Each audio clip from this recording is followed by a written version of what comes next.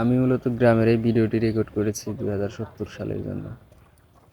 কেন এই ভিডিওটি 2070 সালের জন্য রেকর্ড করলাম, কি আছে এই ভিডিওতে এমন, বিস্তারিত সব বলবো।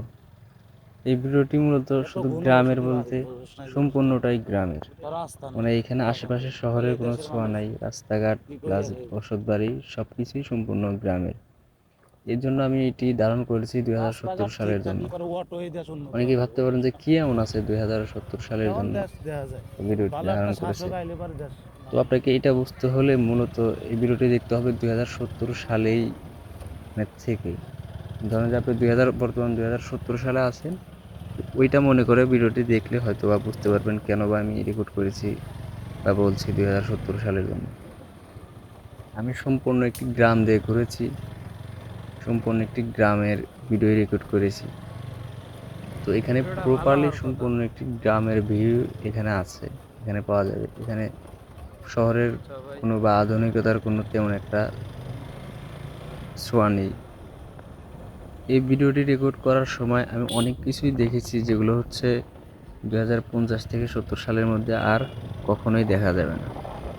এই জন্যই বলছি আর কি 2070 সালের জন্য ভিডিওটি রেকর্ড করেছি। এই ভিডিওটিতে আপনারা অলরেডি দেখতে পাচ্ছেন যে অনেক কিছুই দেখতে পাচ্ছেন যেগুলো শুধুই গ্রামে, মানে এগুলো শহরে পাওয়া সম্ভব না। আর এই গ্রামগুলো 2050 থেকে 70 সাল গেলে ওইখানে আর গ্রাম থাকবে না, টোটালি পরিবর্তন হবে, চেঞ্জ হবে। হয়তো শহর না হলেও আধুনিক হবে, মানুষজনের পরিবেশ বসতবাড়ি সব কিছুই আরও উন্নত হবে। তখন এই যে ভিউ আর এই যে গ্রামের একটা পরিবেশ, এই জিনিসটা আমরা কখনোই পাবো না। তো ওই সময়ের জন্যই আর কি আমি মূলত ভিডিওটা রেকর্ড করেছি। এখানে আমার কোনো লাভ বা লসের কোনো বিষয় না বা ব্যাপার না। আপনি দেখতে পারবেন এই যে এখানে একজন যাচ্ছে ফেরিওয়ালা, তো হয়তো ফেরিওয়ালাকে আর কখনোই পাওয়া যাবে না 2070 সালে।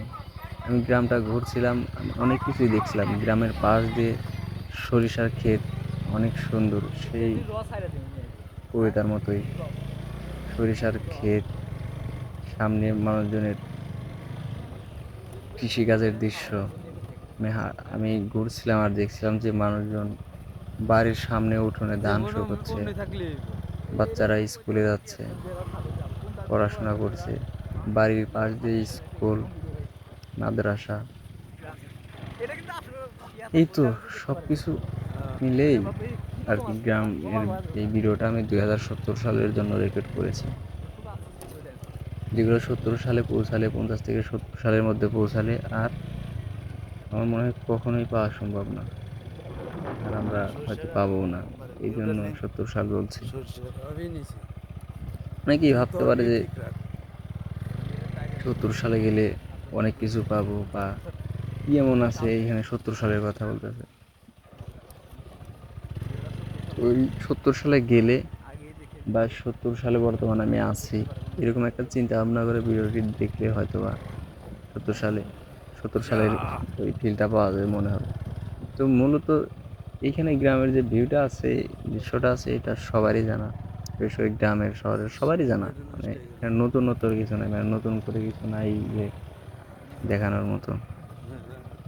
কিন্তু সম্পূর্ণটা জানা থাকলেও এই এই যে যেটা আমি রাখছি 2070 সালের জন্য, আমার তো মূলত উদ্দেশ্য হচ্ছে আমি 50 বছর পর মানুষজন দেখবে ভিডিওটা দেখানো। আমার তো এখানে লাভ বা লসের কোনো উদ্দেশ্য নেই। মানুষজন দেখবে, ভাববে যে আসলে তখন গ্রাম কত সুন্দর ছিল, কেমন পরিবেশ ছিল, মানুষজন কীভাবে জীবনযাপন করতো, কীভাবে পড়াশোনা করতো, কীভাবে যাতায়াত করতো, এইসব কিছুই মানুষ ভাববে, দেখবে। হয়তো বা তখন একটু আফসোস লাগবে যে কেমন ছিল আমাদের গ্রাম, কেমন ছিল আমাদের বাংলাদেশ।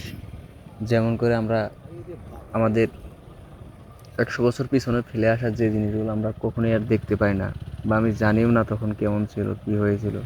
তখন হয়তো ইন্টারনেট ছিল না, মানুষজন রাখতে পারে নাই।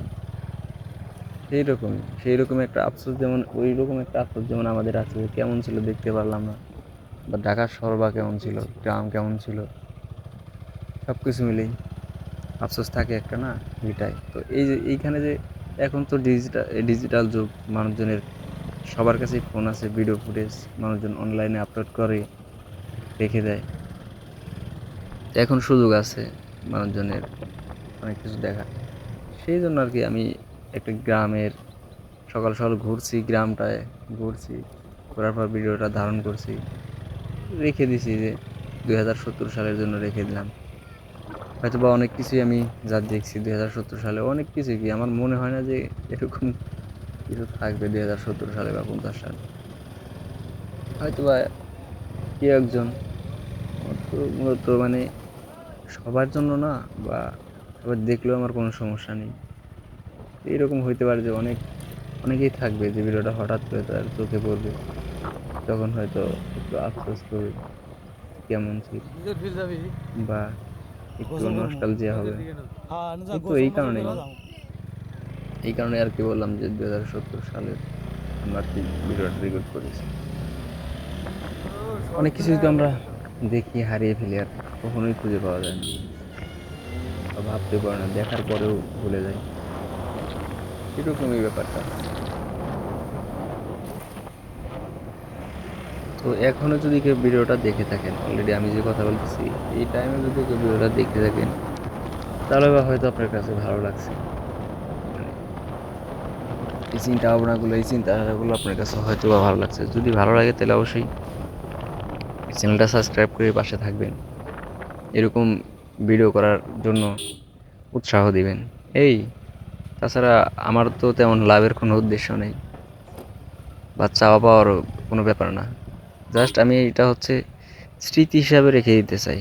তা আমারও তো বয়স বাড়বে, আমি তো ওই এখন যে আমার বয়স 25, আমি তো এই 25 বছরে হয়তো আর থাক, হয়তো কি আমিও তো 25 বছরে থাকবো না, আমারও বয়স বাড়বে। 2070 সালে গেলে আমারও বয়স 70, 70 বা 50 সালে গেলে 50, তখন আমারও হয়তো ভিডিওটা দেখার পর চোখের কোনায় জল আসবে, যে কেমন ছিল, কেমন একটা জীবন উপভোগ করছি, বা এখন বৃদ্ধ হয়েছি যে কেমন অনুভূতি হচ্ছে, এইগুলো ভেবে। তো মূলত ধরতে পারেন যে আমার জন্য ভিডিওটা রাখা, প্রধান হচ্ছে আমার জন্যই রেখেছি, আমি নিজেই দেখব।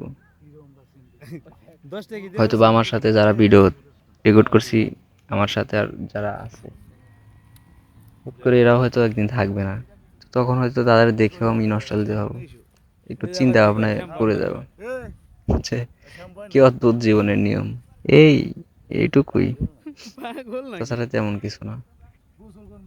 যাই হোক, সবকিছু মিলিয়ে আমি মূলত ভিডিওটা যারা অতীতকে দেখতে চায়, মানে কেমন ছিল সবকিছু তো আর মনে রাখা যায় না, অনেক কিছুই ভুলে যাই আমরা, অনেক কিছুই ভুলে যাই, সবকিছু মনে রাখা সম্ভব না। আর অনেক কিছুই আছে আমরা ইচ্ছে করে মনে রাখি না, বলার চেষ্টা করি। তো এই বিশেষ করে এইগুলোকে প্রাধান্য দিয়েই আর কি সম্পূর্ণ ভিডিওটা করেছি। এখানে আমরা এনজয় করেছি অনেক, এই যে ঘুরতে ঘুরতে যমুনা নদী পাড়ে চলে আসছি, এখানে গ্রামের ভিউ, গ্রামের রাস্তাঘাট, এটা আমাদের হয়তো পরিচিত, মানে আমার পরিচিতই, তো সবসময় তো এরকম থাকবে না। এই যে যমুনা নদী, এমন হতে পারে এখান থেকে ভাঙতে ভাঙতে এই জায়গাটা আর নেই, মানে সম্পূর্ণ জায়গাটায় আর নেই, চাইলে আমি দেখতে পারবো না, হয়তোবা এই ভিডিওটি আমার তখন আমাকে দেখার সুযোগ করে দিবে, চিন্তা ভাবনার সুযোগ করে দিবে, এই কিছু মিলিয়ে ভিডিওটা করা। যে আমরা এখন যমুনা নদীর পাড়ে আছি, ঘুরতেছি তিনজন,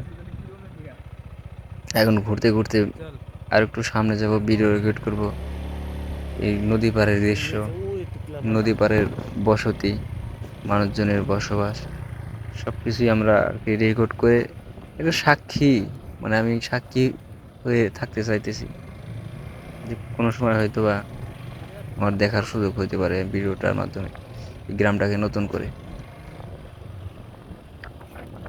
এই যে গ্রামের মানুষজনের নদী পাড় দিয়ে জীবনযাপনের দৃশ্য হয়তো বা থাকবে না, বা পরিবর্তন হয়ে যাবে, কিন্তু আমি তো শিওর যে এরকম থাকবে না, আমি যেরকমটা দেখে যাচ্ছি বা দেখতেছি, তো এরকমটা থাকবে না। এই জন্য আর কি স্মৃতি হিসেবে রেখে দাও। এটা হচ্ছে, যাই হোক আমি গ্রামের নামটা বলি, এটা হচ্ছে এটা মূলত চৌহালির মধ্যে, চৌহালি থানার একটা গ্রাম। গ্রামটার নাম হচ্ছে সম্ভবত এটা ভূতের মোড়, নাগরপুর থানার পাশাপাশি চৌহালি, নাগর মানে টাঙ্গাইল সিরাজগঞ্জের মাঝখানে যে জায়গাটা, এটা এটা হচ্ছে যমুনা নদী। যমুনা নদীর পাড়েই কি সুন্দর এই যে সরিষা ক্ষেত, সুন্দর ফুল ফুটেছে হলুদ, তারই মাঝখানে চলে আসছি শুধু স্মৃতির জন্য। কোনো লাভ লস নাই এখানে, কোনো ছাওয়া পাওয়া নাই। এই যে যমুনা নদীতে চলে আসছি, যমুনা নদীতে আমাদের চিন্তা ভাবনা আছে এই নদীতে একটু গোসল করার। এখানে আসবো, গোসল করবো, রোদে রোদ পোহাবো, ঘাস শুকাবো, তারপর হয়তো বাড়ি চলে যাবো, ভিডিওটা রেকর্ড শেষ হবে, বাড়ি চলে যাবো। এই তো আমাদের চিন্তা ভাবনা। তো সব কিছু ঠিকঠাক আছে এখনো। যাই হোক, ভিডিওটা হয়তো এখানেই শেষ করে দিব। যারা দেখতেছেন ভালো থাকবেন, ভালো থাকেন। আর এটা হচ্ছে 2025 সাল, 25 শেষ, 2026 শুরু হয়েছে। 2026 সালে আমি ভিডিওটা রেকর্ড করে যাচ্ছি 2070 সালের জন্য, বা 50 থেকে 70 সালের জন্য, আর 50 বছর পরের জন্য। মানুষজন দেখবে, নস্টালজিয়া হবে, আফসোস করবে কেমন ছিল, আমিও দেখবো, মূলত আমার জন্যই রাখা।